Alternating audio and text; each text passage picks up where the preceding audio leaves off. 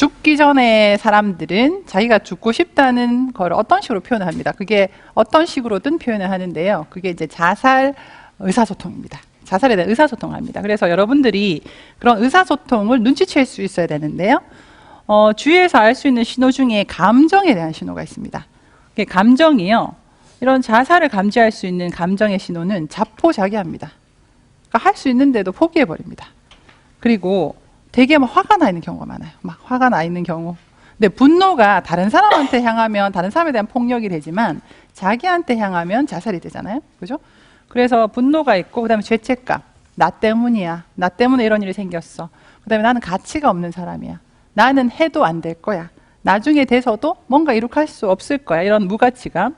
그다음에 외로움, 슬픔, 절망, 무기력감 같은 것들이 있습니다. 자, 여러분, 가장 힘든 감정 중에 하나가 절망감과 무기력감인데요. 여러분, 힘든 상황이 있을 때, 뭐 예를 들어서 고3을 한번 생각해 봅시다. 고3이 우리가 견딜 수 있는 이유는 끝이 있기 때문이죠. 자, 군대 가잖아요. 군대 생활을 견딜 수 있는 거는 끝이 있기 때문이죠. 날짜 세잖아요, 그죠? 그때가 끝나면 거기서 벗어날 수 있으니까 우리가 견디는데, 그게 영원히 지속될 거라고 생각하면 그게 굉장히 무기력하고 그 다음에 절망감에 빠지거든요. 그래서 이런 무기력감과 절망감이 자살을 실행하게 하는 가장 큰 근본적인 어떤 감정이 됩니다. 그래서 이런 것들을 여러분들이 아셔야 되고요. 그 다음에 신체적인 것들도 여러분들이 이제 눈치를 채셔야 되는데요. 자기를 잘 꾸미고 자기를 잘 이렇게 케어하는 사람들은 그래도 삶의 희망을 갖고 사는 사람들인데, 외모에 신경을 쓰지 않고 수면 장애, 잠을 잘 들지도 못하고 자주 깨고, 그 다음에 성욕도 기본적인 인간의 욕구죠. 근데 성욕에 변화가 있거나 아니면 신체적 증상, 머리가 아프다, 배가 아프다, 그 다음에 어디가 아프다라고 얘기하고, 그 다음에 식욕이 떨어지거나 아니면 너무 많이 먹거나, 그래서 체중이 너무 많이 빠지거나 체중이 너무 많이 늘거나, 이런 신체적인 현상도 자살을 감지할 수 있습니다. 사실 이런 현상들은 제가 나중에 말씀드리지만 우울증의 증상들입니다. 근데 자살의 가장 근본적인 질병 중에 하나가 80% 정도가 우울증이라고 하거든요. 자, 난 이런 것들이 더 이상 필요하지 않아.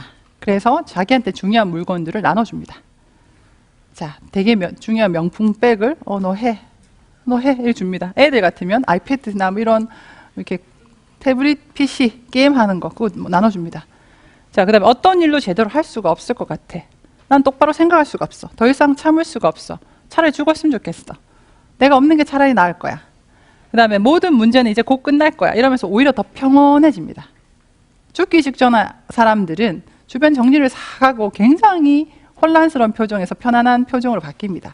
그때가 오히려 위험한 상황이고요. 그 다음에 아무도 지금의 나를 도울 수는 없어. 그 사람들이 어떤 심정이었는지 알겠어. 이런 얘기들을 이제 툭툭 던집니다. 자, 그 다음에 행동은요. 아까 얘기한 것처럼 자기한테 중요한 것들, 뭐 자전거를, 전기 자전거 나눠준다든지 이렇게 나눠주고, 그 다음에 술을 계속 먹고, 그 다음에 약물을 남용한다든지, 그 다음에 사람을 안 만납니다. 고립이 되게 중요합니다.